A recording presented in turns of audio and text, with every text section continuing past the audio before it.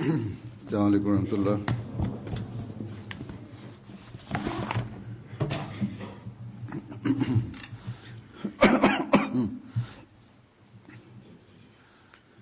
أشهد أن لا إله إلا الله وحده لا شريك له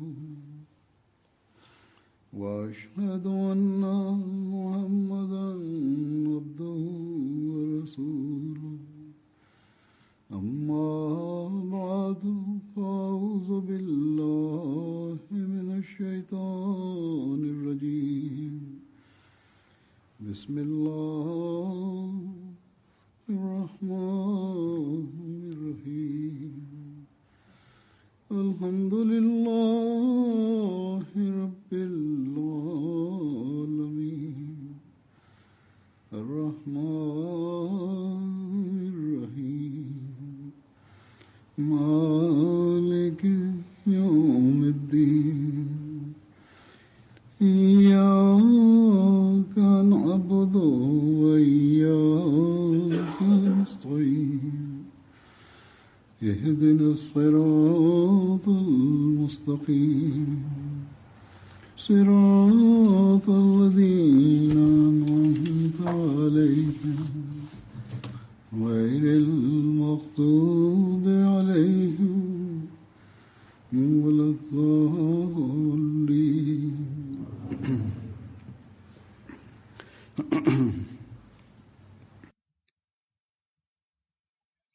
En ce monde, aujourd'hui, nous voyons partout des troubles et le chaos. Dans un lieu, on sème le désordre au nom de la religion. Ailleurs, on est en train de semer le chaos afin d'asseoir sa puissance et son hégémonie. Dans un endroit, la lutte entre riches et pauvres engendre des conflits, et ailleurs, la quête du pouvoir entre les partis politiques en est la cause.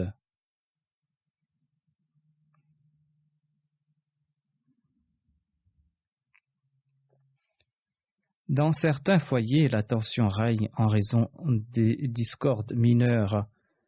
Ailleurs, c'est parce qu'on a usurpé les droits d'autrui qu'il y a ces discordes et ces tensions.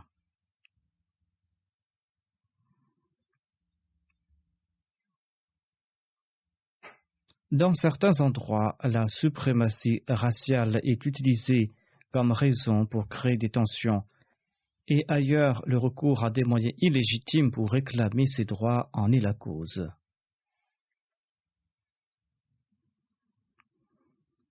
En somme, le monde est en proie aux conflits et aux tensions de toutes sortes.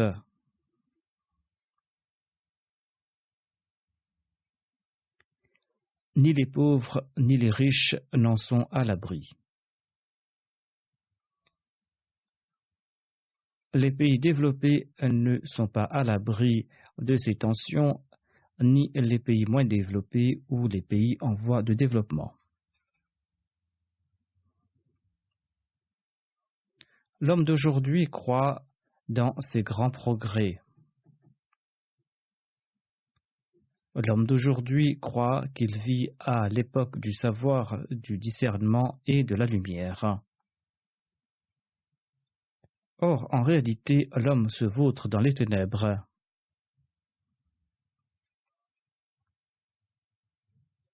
Dans sa quête des biens terrestres, il oublie Dieu et il considère ce monde comme son Dieu, comme son robe, et il court à grands pas vers le gouffre de sa destruction, voire il chancelle déjà sur le bord de ce gouffre de la destruction.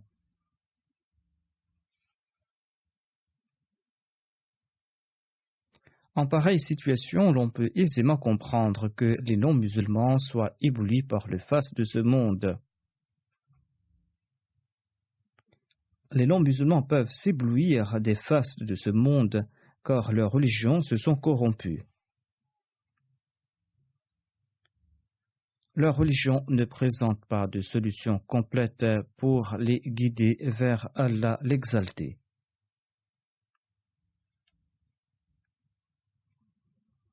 Mais l'on s'étonne de la condition des musulmans. Les musulmans qui disposent quant à eux d'un livre complet, d'un livre parfait qui a été préservé dans son état originel. D'ailleurs, en accord à ces promesses, Allah l'exalté a suscité l'imam de l'époque. L'imam de l'époque dont la mission est de mettre fin aux discordes et aux erreurs concernant l'exégèse du Saint-Coran et des préceptes religieux, autant de discordes qui ont pour cause la mésentente entre les ulémas. Or, au lieu d'écouter celui que Dieu a suscité, et au lieu de mettre fin aux dissensions et aux tensions, la majorité des musulmans sont en train de suivre ces mêmes ulémas qui sèment la discorde au nom de la religion.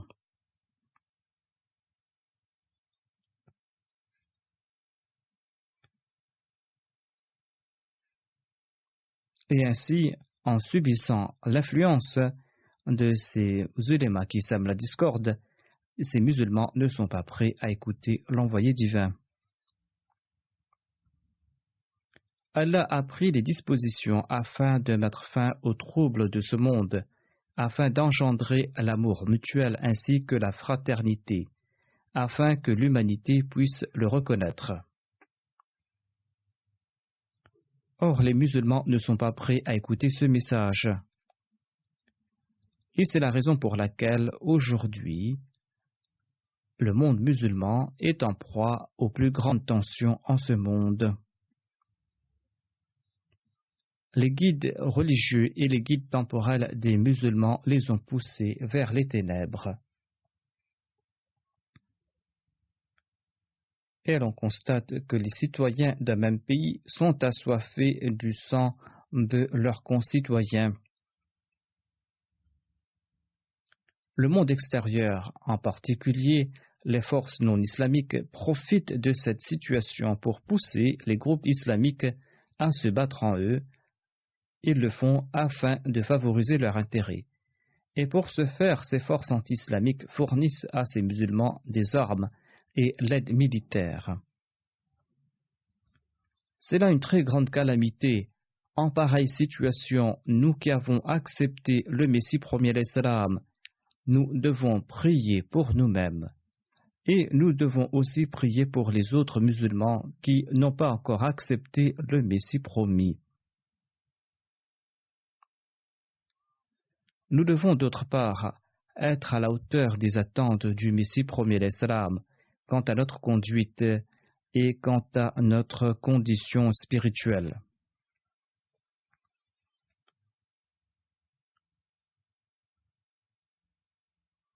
Notre conduite et notre condition spirituelle doit être à la hauteur des attentes du Messie promis l'Islam.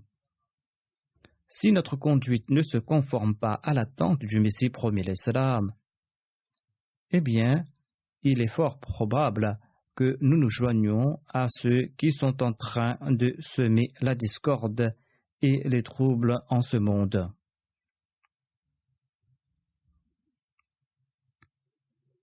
Le Messie premier l'Islam a prodigué maints conseils aux membres de sa Jamaat. Il leur a prodigué des conseils quant à leurs conditions après lui avoir prêté allégeance. Il nous présente les méthodes à suivre pour atteindre cet objectif. Je présenterai certains écrits du Messie premier l'Islam à ce propos, autant de conseils que nous devons écouter attentivement. Il ne faut point croire que on a lu ces conseils auparavant, qu'on a entendu à ce propos à maintes reprises. On oublie ce qu'on a lu, ce que l'on a entendu. Le Messie premier l'Islam a prodigué ces conseils de manière constante et sous différents angles. Et lors des rencontres sur plusieurs années, il a encouragé les membres de sa Jamaat à améliorer leur conduite.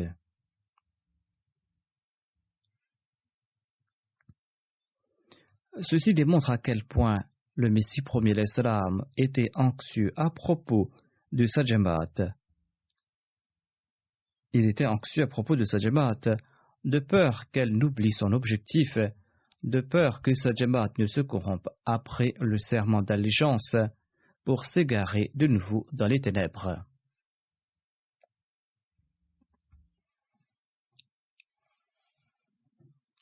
Le Messie premier salam conseille, il incombe à mes suivants de faire sienne la taqwa en ces temps tumultueux où souffle le vent de l'ignominie, le vent de la négligence et de l'égarement. Le monde dédaigne la grandeur des commandements de Dieu. On ne se soucie guère de ses droits ou de ses conseils. L'homme n'assume pas ses responsabilités et ne respecte point les injonctions divines ou les conseils que Dieu lui a donnés. Le Messie premier salam déclare, se vouant corps et âme à ce monde et à ses occupations, l'homme néglige les intérêts de la foi dès que ses avantages matériels sont en jeu. Les droits de Dieu sont promptement bafoués.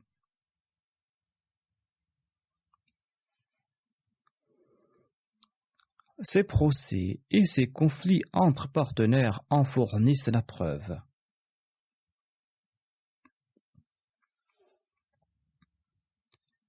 L'on se présente à l'autre avec avidité, l'on faiblit face à l'assaut des penchants égoïstes.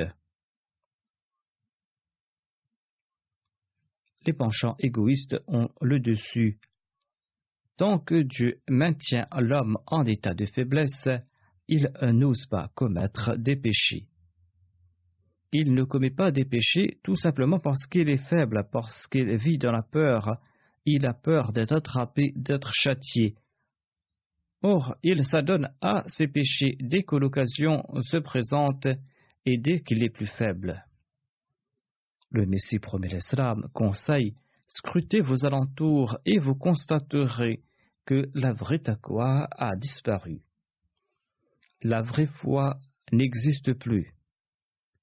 Or Dieu a voulu que la graine de la vraie taqwa, que la graine de la foi ne soit pas perdue.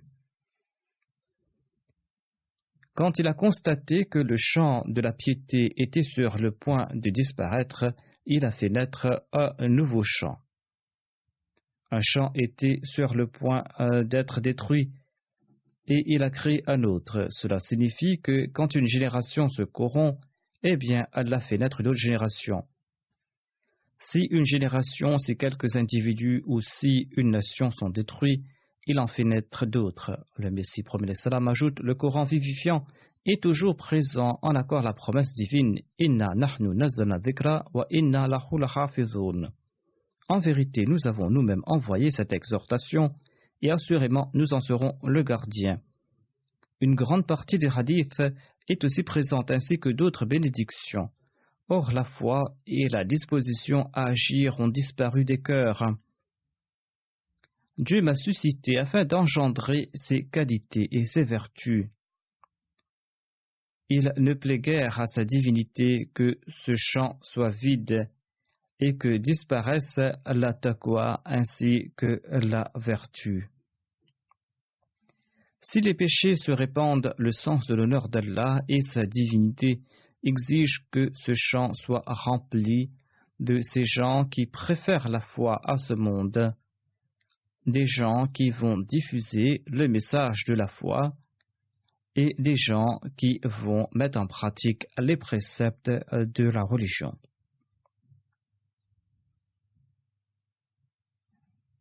Le Messie premier salam ajoute, Dieu ne désirait pas que les hommes se tiennent éloignés de cela, d'où la création d'une nouvelle nation, une nation emplie de vie. Mon message est de faire naître cette vie emplie de taqwa. Ainsi, si les Ahmadis ont accompli une bay'a sincère, ils vont devoir se joindre aux vivants spirituels, sinon leur allégeance ne sera d'aucune utilité. Sera-t-on une nouvelle nation rien qu'en l'annonçant du bout des lèvres? Est-ce qu'il suffit d'annoncer cela pour être une nouvelle nation? Certainement non. Pour ce faire, il faudra réformer sa conduite. Pour cela, il faudra adopter la vraie taqwa.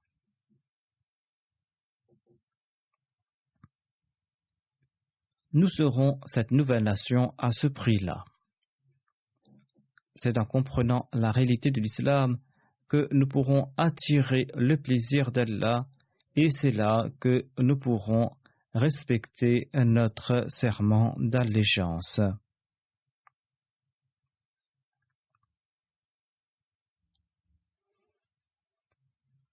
Le Messie premier l'Islam nous présente ici-bas la réalité de l'islam et les moyens pour saisir cette réalité.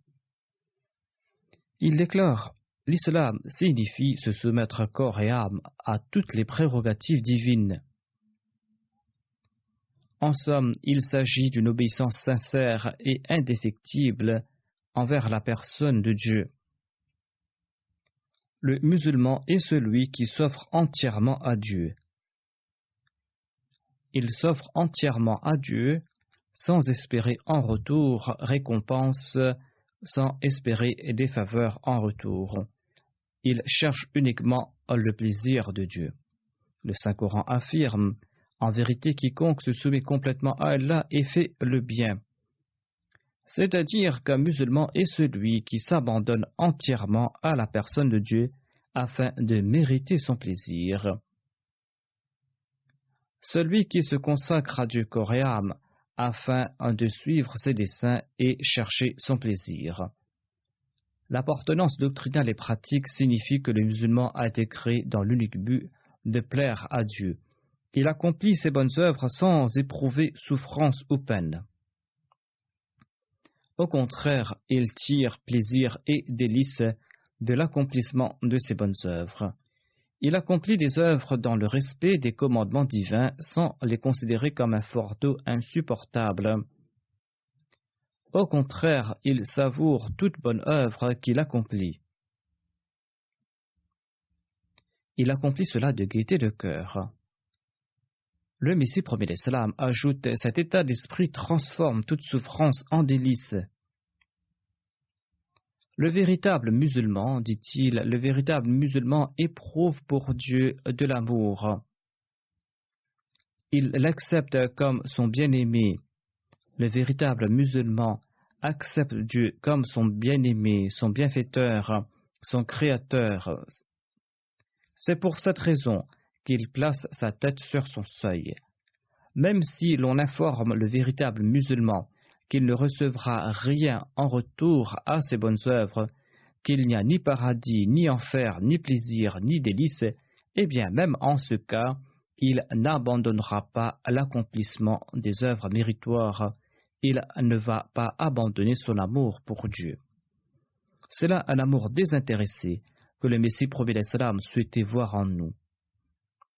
On n'éprouve pas pour Dieu un amour désintéressé afin de mériter des récompenses en retour, ou par crainte de l'enfer, ou pour mériter le paradis. Cet amour pour Dieu doit être sincère. Même si l'on ne reçoit rien en retour, l'on doit nourrir pour Dieu cet amour. Le Messie premier l'Islam continue: les actes d'adoration du croyant, sa relation avec Dieu, son obéissance, ne sont pas motivés par l'espoir de recevoir quelque récompense. Le but de son existence est uniquement de reconnaître Dieu, de lui vouer amour et obéissance. Il n'y a aucun autre objectif à part celui-là. Lorsqu'il use de toutes ses facultés octroyées par Dieu pour atteindre ses objectifs, c'est là qu'il voit le visage de son véritable bien-aimé. L'on verra ainsi le visage d'Allah lorsqu'on établira une relation désintéressée avec lui. L'objectif du musulman n'est pas d'éviter l'enfer ou de mériter le paradis, son but est uniquement le plaisir divin. Le Messie premier l'Islam décrit ici-bas l'amour qu'il éprouve pour Dieu.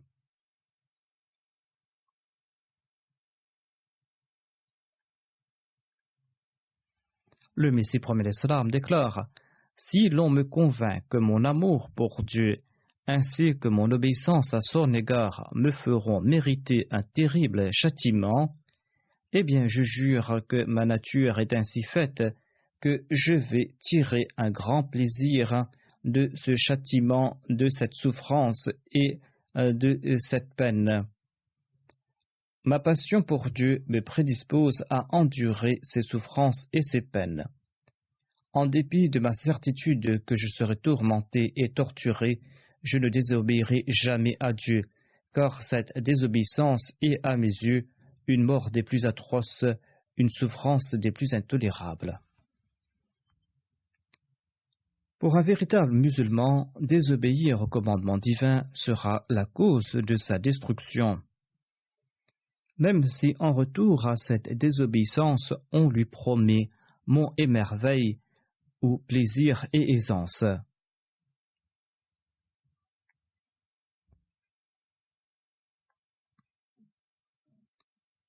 La condition pour être un véritable musulman, dit le Messie promet l'Islam, la condition pour être un véritable musulman, c'est d'aimer Dieu et de obéir à Dieu sans espérer de récompense, sans crainte de châtiment, sans nourrir aucun espoir.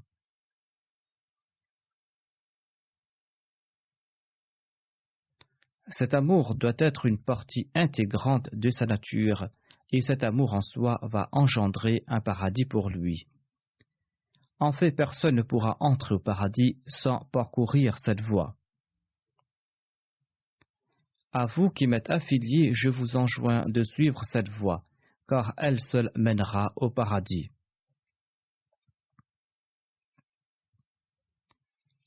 C'est là l'espoir que le Messie promet l'Islam place en nous quant à notre relation avec Dieu et quant à notre amour pour Allah l'exalté.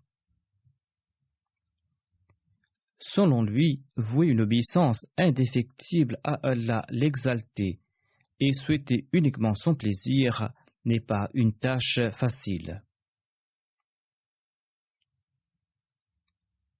Cette tâche n'est pas facile, mais on doit certainement s'évertuer en ce sens. C'est là que nous pourrons atteindre l'objectif de notre appartenance à la communauté Ahmadiyya. Le Messie promet l'Islam demande si l'obéissance est une tâche facile ou pas. Il déclare: croyez-vous que l'obéissance est un acte facile? Celui qui ne fait pas preuve d'une obéissance indéfectible ternit l'image de ce mouvement. Un seul ordre n'a pas émis. Ils sont légions, ces ordres, à l'instar du paradis qui possède plusieurs portes. Certains y entrent par une porte, d'aucuns passent par d'autres portes. De même, l'enfer possède plusieurs portes. Ne fermez pas une porte de l'enfer pour maintenir d'autres portes de l'enfer ouvertes. Le Messie promet l'Islam déclare: l'on n'entrera pas dans cette communauté rien qu'en inscrivant son nom. On n'entrera pas dans cette communauté rien qu'en inscrivant son nom tant qu'on ne respecte pas ces conditions. Éprouvez de l'affection mutuelle, n'usurpez pas les droits d'autrui, soyez comme des fous amoureux dans la voie de Dieu. Afin qu'Allah l'exalté vous accorde sa grâce. Le Messie promet l'Islam déclare: une foi parfaite traduite dans la pratique est essentielle afin de mériter les faveurs divines. Il nous présente cette analogie: l'on ne ressentira aucune saveur sucrée dans la bouche rien qu'en énonçant les mots sucrerie ou douceur. Pour ressentir une saveur sucrée dans la bouche, il faudra consommer des sucreries. De même, il n'est d'aucune utilité d'exprimer verbalement son amour pour Dieu ou son unicité sans traduire ses vœux dans la pratique. Et pour ce faire, il faudra accorder préséance à la foi sur le monde.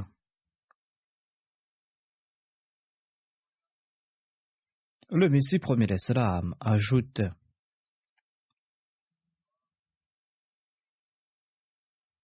Si notre Jamaat souhaite plaire à Allah, elle doit accorder prééminence à la foi sur le monde. Si l'on souhaite plaire à Dieu, il faudra accorder prééminence à la foi sur le monde, c'est-à-dire la spiritualité doit être notre priorité. Le Messie promet l'Islam nous avertit, si vous n'êtes pas fidèles et sincères, vous serez des menteurs. En ce cas, vous serez détruits avant que ne le soient les ennemis. Le Messie promet l'Islam ajoute, l'on ne peut leurrer ou tromper Dieu. D'où l'importance de faire naître en vous la sincérité et la fidélité.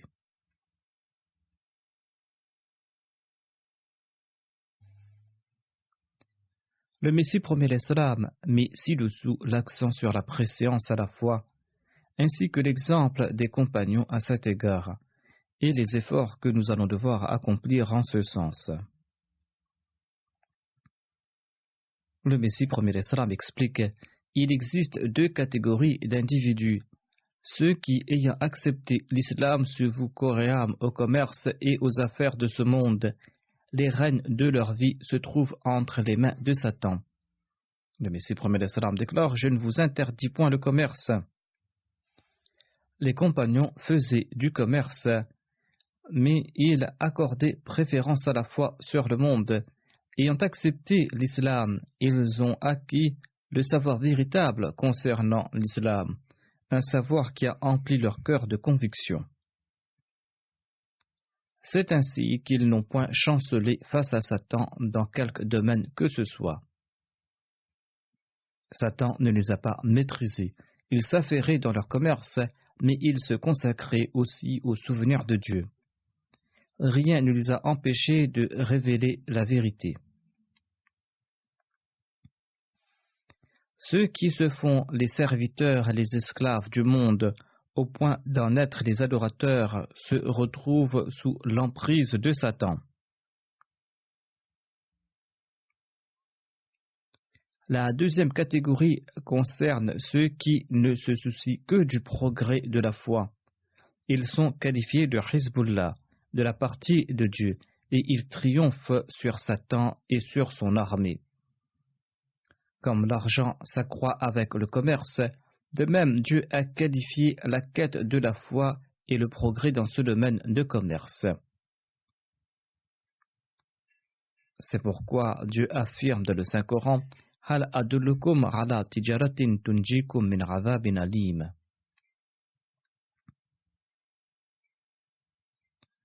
Vous indiquerai-je un marché qui vous sauvera d'un châtiment douloureux. Le meilleur commerce est celui de la foi. Ce commerce nous sauve d'un châtiment douloureux. C'est pour cette raison que je vous exhorte dans les mêmes termes. Hal adullukum ala tijaratin tunjikum min azabin alim. Le Messie promet l'Islam ajoute, j'ai davantage espoir en ceux qui sont passionnés de la progrès spirituel et dont la passion ne diminue pas. J'ai peur que celui qui laisse faiblir cette passion ne tombe sous l'emprise de Satan.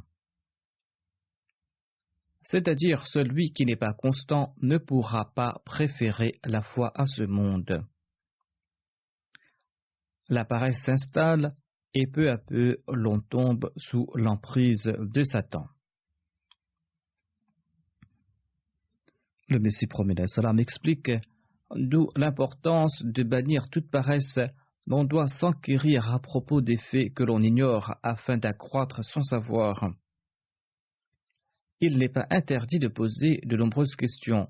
L'on doit aussi présenter les questions de ceux qui rejettent la vérité, afin de pouvoir leur présenter le message. La justice exige que l'on pose aussi ces questions. Le croyant souhaitant progresser dans la pratique doit lui aussi poser des questions afin de progresser dans sa pratique et afin d'accroître sa connaissance. Le Messie promet l'Islam affirme, celui-là doit aussi lire attentivement le Saint-Coran. S'il ne comprend pas certains points, il doit demander aux autres. Le Saint-Coran, dit-il, est un océan de savoir spirituel sous lequel gisent de précieux trésors.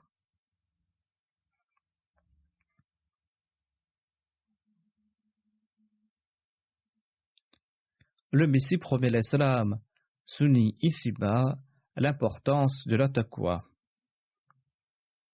Il déclare: la raison pour laquelle j'ai été suscité est que le champ de la taqwa est vide.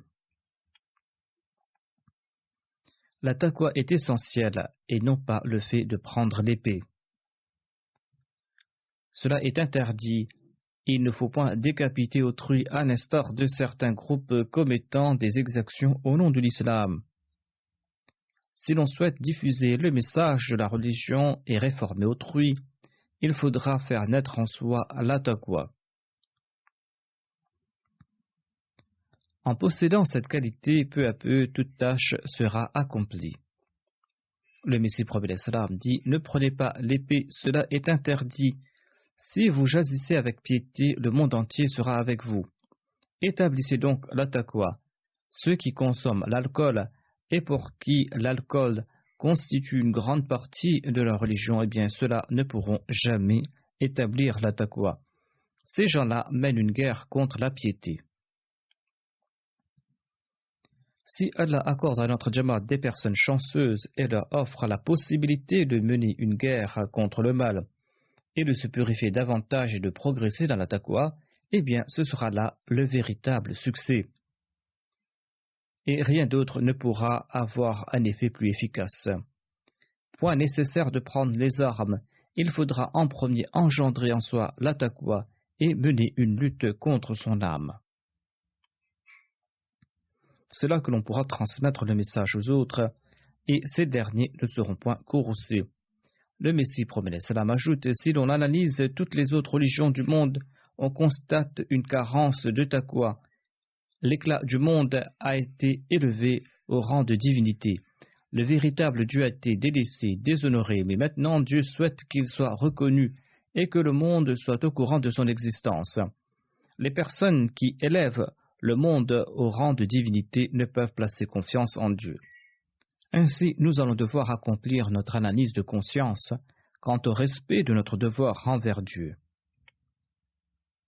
Sommes-nous davantage enclins vers des objectifs mondains?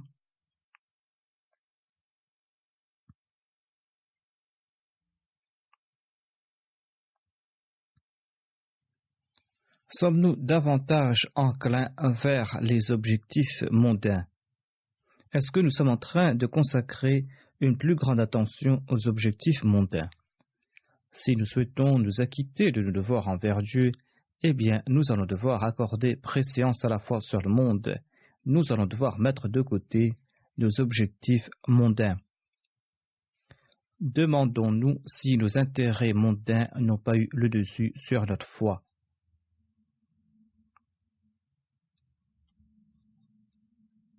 Sommes-nous en train de progresser dans la taqwa ou sommes-nous déficitaires à cet égard?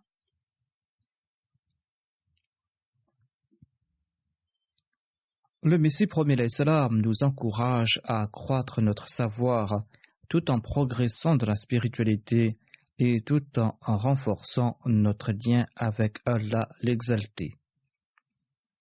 Il déclare à ce sujet: la relation entre le guide et le disciple ressemble à la relation entre le maître et l'élève. Le disciple profite de son guide à l'instar de l'élève et de son maître. Or, l'élève ne tirera aucun avantage de son maître s'il n'avance pas dans ses études.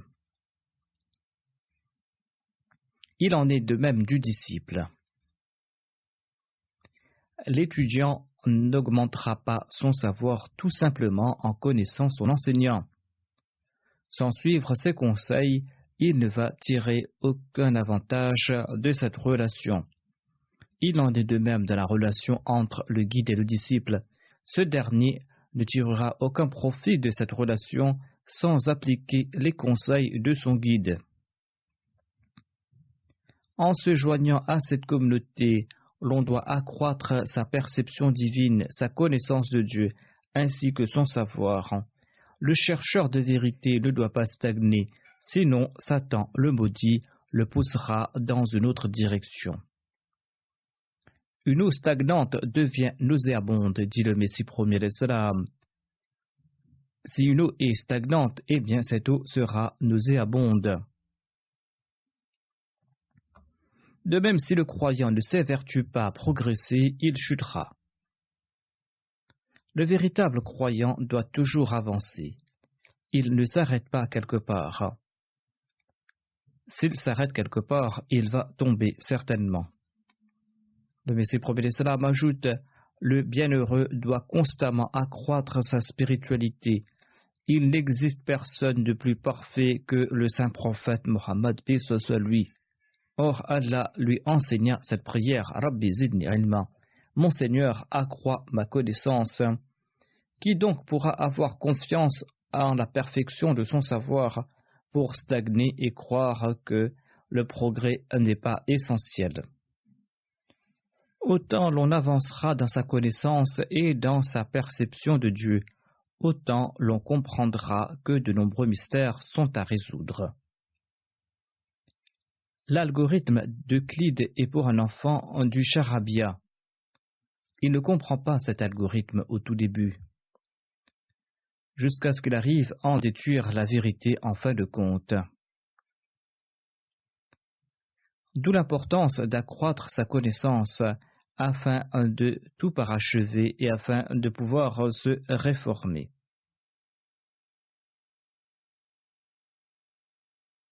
Le Messie prophète sallam déclare: vous avez abandonné nombre de pratiques futiles en acceptant cette communauté. Or, cela ne vous sera d'aucun avantage si vous n'accumulez pas savoir et discernement à propos de cette communauté. Il ne sera d'aucun avantage de prêter le serment d'allégeance ou de se dire Ahmadi de naissance. Tant que l'on n'accroît pas sa connaissance religieuse, il ne sera d'aucun avantage d'être un Ahmadi de naissance ou d'avoir prêté le serment d'allégeance. Le Messie prophète sallam explique comment renforcer sa certitude et sa perception divine sans augmenter sa connaissance. Des moindres faits vont engendrer des doutes et en fin de compte, l'on va chanceler dans sa foi. Nombre de personnes s'écartent de l'Ahmadiyya ou soulèvent des objections. D'autres restent affiliés à l'Ahmadiyya ou à la religion pour la simple raison que leurs proches sont Ahmadis. Cela ne tire aucun avantage de leur affiliation. S'ils apprennent davantage à propos de l'Ahmadiyya, ils vont se débarrasser de leurs doutes, ils ne vont pas chanceler et ils ne subiront pas les assauts de Satan. Le Messie prophète sallam nous encourage à étudier le Saint-Coran attentivement. De même, nous allons devoir lire les ouvrages du Messie prophète sallam. Nous allons devoir augmenter notre connaissance. Et de même, l'on doit aussi tenter de se lier au califat. Pour ce faire, Allah l'exalté nous a accordé cette faveur qu'est la MTA. C'est là un moyen pour établir cette relation. Il faut aussi profiter des émissions du calife. Ceux qui maintiennent diligemment cette relation et ces nombreux individus qui regardent la MTA m'informent dans leurs lettres que cela a renforcé leur foi et leur certitude. C'est là un très grand moyen qu'il sied à tout Ahmadi d'utiliser. Le Messie prophète sallam nous encourage aussi à faire montre de compassion mutuelle, à comprendre la souffrance d'autrui et à nous acquitter de nos devoirs mutuels. Il déclare: tous les membres de la Jamaat ne sont pas au même niveau. Il est impossible que tout le monde soit égal. Toutes les semences de blé ne poussent pas de la même manière. Nombre de ces graines sont perdues, les oiseaux en mangent certaines et d'autres ne rapportent pas. Les bonnes semences poussent et personne ne peut détruire ces bonnes semences.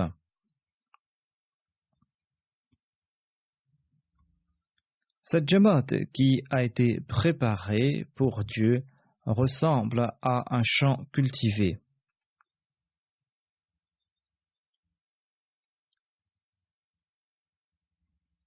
Et ainsi, cette Jamaat va devoir suivre ce principe afin de progresser. Certains sont moins faibles, d'autres possèdent une meilleure connaissance religieuse, certains sont meilleurs dans d'autres domaines, d'autres possèdent certaines vertus. Ainsi, chacun doit s'épanouir à la mesure de ses aptitudes. Il incombe à ceux qui sont meilleurs de porter ceux qui sont plus faibles. Le Messie promet l'Islam explique: aider ses frères qui sont plus faibles et renforcer ses frères est une règle à suivre. Il serait inacceptable que celui qui sait nager laisse noyer son frère qui ignore comment nager. Il doit certainement sauver son frère qui ne sait pas noyer. C'est pour cette raison que le Saint-Coran nous encourage à coopérer dans la vertu et la taqwa, tout comme il est dit: ta'awunu alal birri wa taqwa. Portez les fardeaux de vos frères qui sont faibles. Soutenez-les dans leur faiblesse eu égard à leur conduite, leur foi et leur situation financière. Les soutenir dans leur méconduite ne signifie pas en être coupable soi-même. Cela signifie tenter de les éloigner. Si vous êtes ferme dans votre foi, il faudra tenter de les sauver.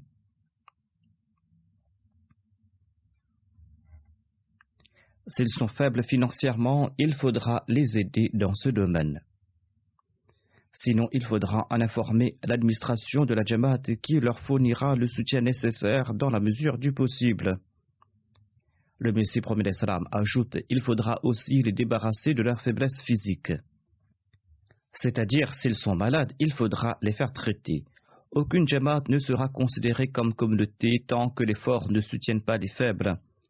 Pour ce faire, il faudra couvrir leurs faiblesses au lieu de les dévoiler au grand jour. Les compagnons du saint prophète avaient reçu le conseil de ne pas tourmenter les nouveaux musulmans en raison de leurs défauts, parce qu'ils étaient eux aussi naguère faibles. Étant grand, il est important de servir les petits et de traiter avec amour et affection les autres. Ne pourra subsister comme communauté celle dont les membres s'entre-déchirent, dont 4 membres médisent sur un 5e, pauvre de son état. S'entre-déchirer ici signifie médire sur autrui. La médisance, selon Allah, équivaut à consommer la chair d'un frère décédé.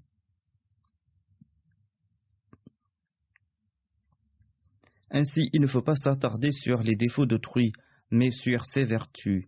Le Messie promet l'Islam ajoute: ne pourra subsister comme communauté celle dont les membres s'entre-déchirent et dont 4 membres médisent sur un 5e, pauvre de son état, cherchant ses défauts.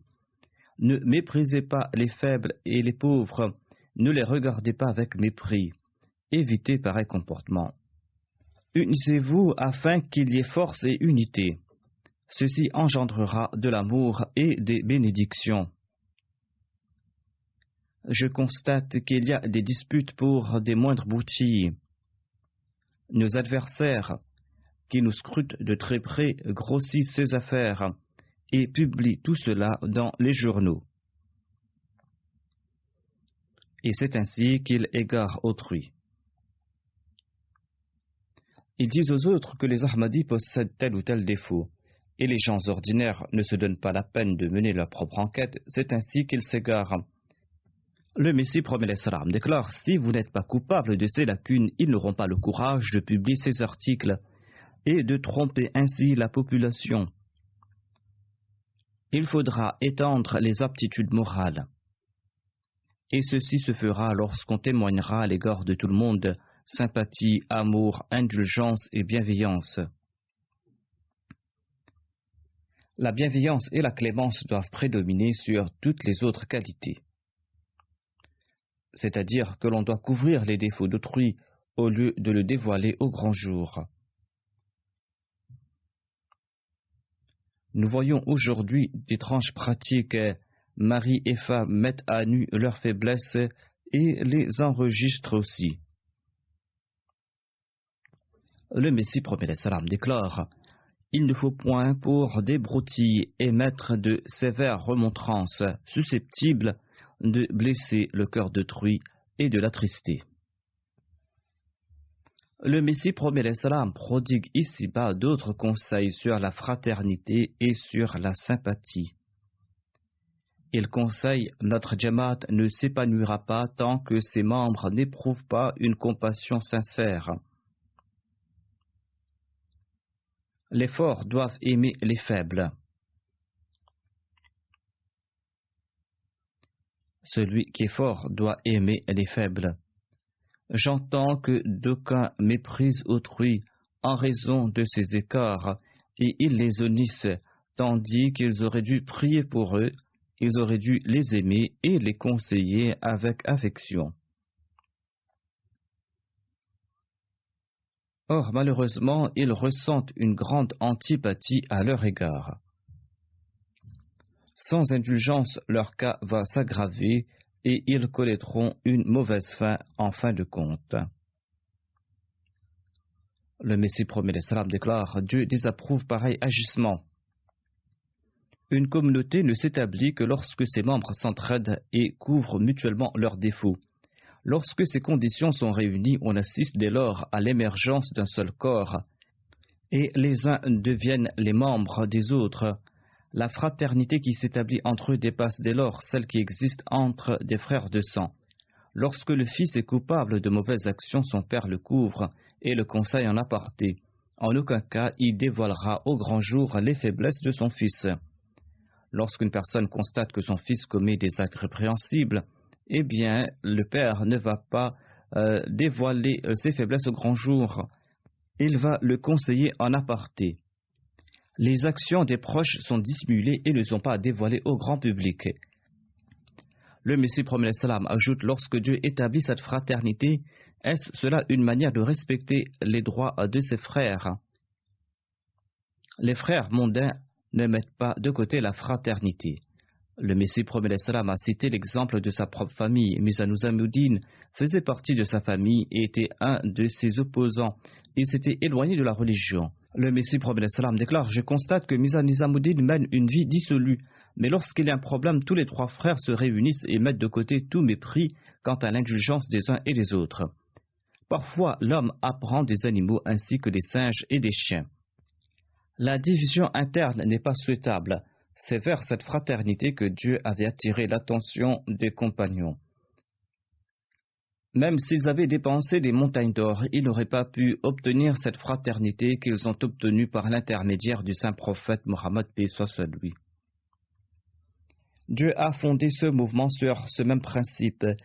Il établira cette même fraternité au sein de celle-ci. J'ai de grands espoirs en Dieu et il m'a promis ceci, que وَجَعِلُوا الَّذِينَ تَبَعُوكَ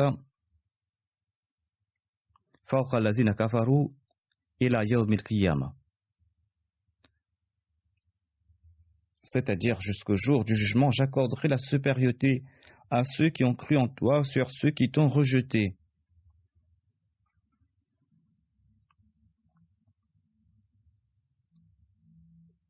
Le Messie prophète salam ajoute: j'ai la certitude que Dieu établira cette communauté qui, jusqu'au jour du jugement, aura la supériorité sur mes négateurs.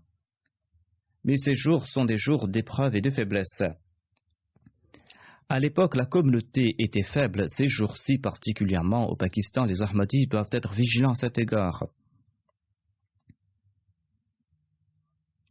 Ils sont dans une situation de faiblesse.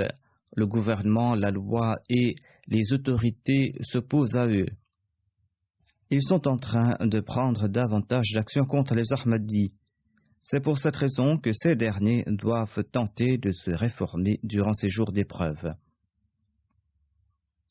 Le Messie prophète salam déclare: ces jours de faiblesse offrent à chacun l'opportunité de se réformer et de rectifier ses actions.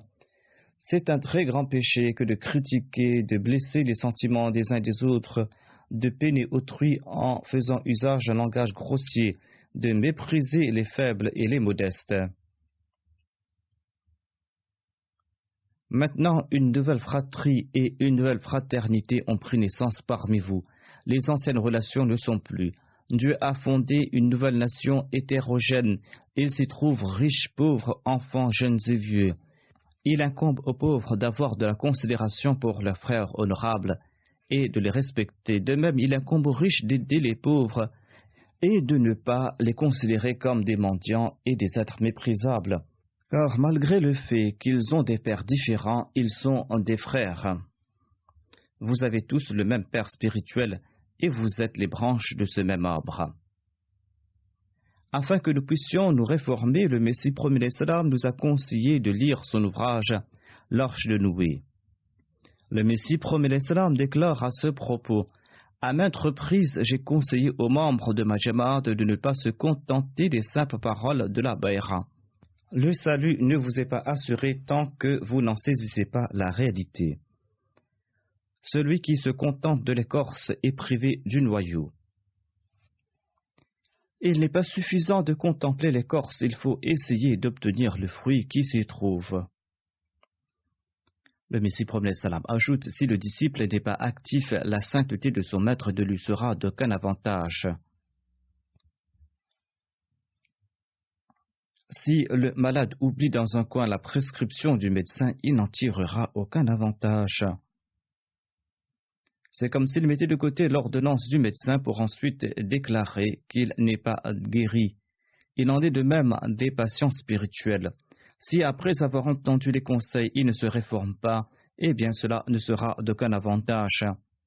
Cela ne produira certainement aucun effet car le résultat était lié à l'acte dont ils se sont privés. Lisez à maintes reprises l'ouvrage L'Arche de Noé et conformez-y vos actions. Qad aflaha man zakkaha, c'est-à-dire celui qui a eu le succès et celui qui s'est purifié.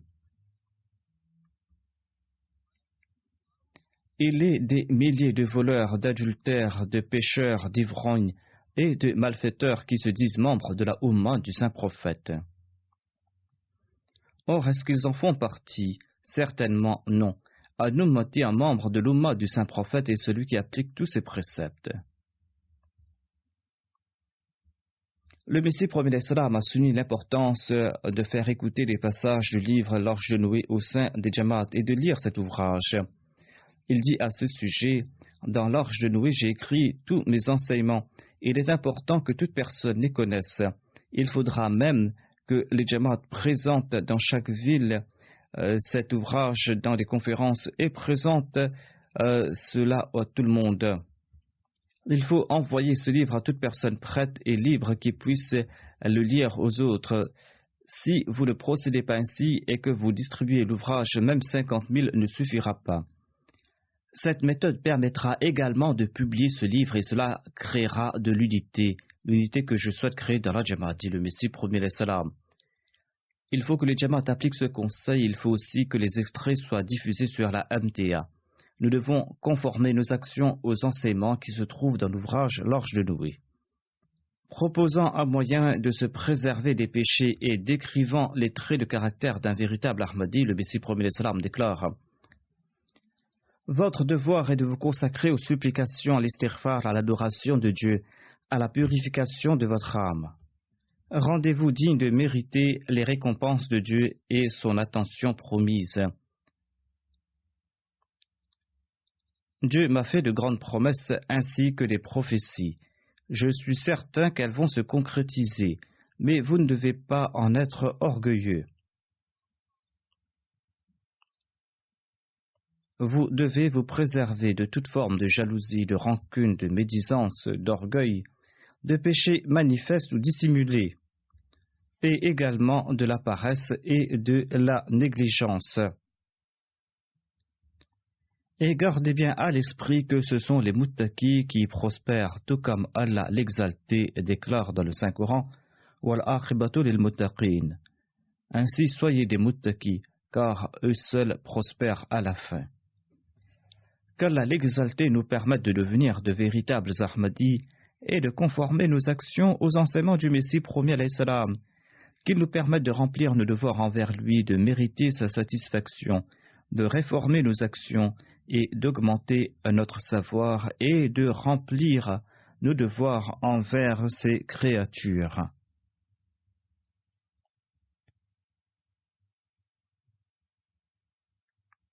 Ces jours-ci, comme je l'ai mentionné, il faut prier pour la situation au Pakistan. Les Ahmadis du Pakistan doivent également beaucoup prier pour leur pays et pour eux-mêmes. Qu'Allah les préserve de tout maux. Qu'Allah préserve également les Ahmadis du chaos général qui affecte le Pakistan en raison des mollahs.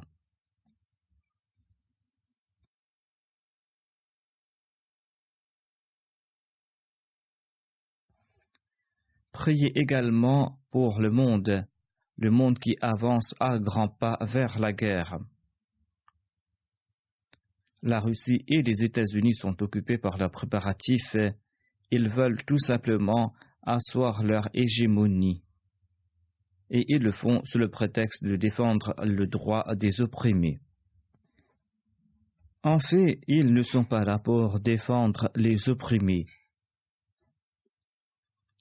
Cela comprend les pays musulmans. Ils veulent tout simplement détruire d'autres pays musulmans. Qu'Allah raisonne également les musulmans et qu'au lieu de demander de l'aide aux autres, qu'ils soient maîtres de leurs décisions et qu'ils puissent respecter le droit de leur peuple et que les peuples puissent respecter leurs devoirs envers les gouvernants. Et qu'Allah anéantisse ces groupes terroristes qui œuvrent au nom de l'islam, qu'il les attrape et qu'Allah raisonne les deux parties et qu'il puisse accepter l'imam de l'époque, car hormis cela, il n'y aura aucune autre issue de secours et il n'y aura aucune autre voie pour être épargné.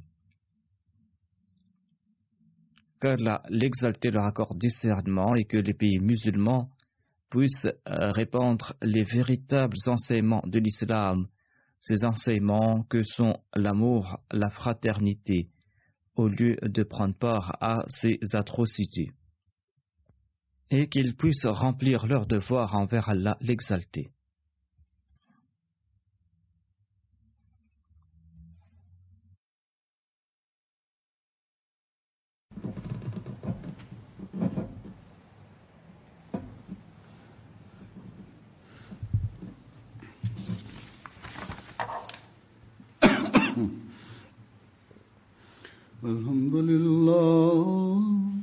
الحمد لله نحمده ونستعينه ونستغفره ونؤمن به ونتوكل عليه ونعوذ بالله من شرور أنفسنا ومن سيئات أعمالنا من يهده الله فلا مضل له ومن يضلل فلا هادي له ونشهد أن لا إله إلا الله ونشهد أن محمدا عبده ورسوله عباد الله رحمكم الله إن الله يأمر بالعدل والإحسان وإيتاء ذي القربى وينهى عن الفحشاء والمنكر والبغي يعظكم لعلكم تذكرون اذكروا الله يذكركم وادعوه يستجب لكم ولذكر الله أكبر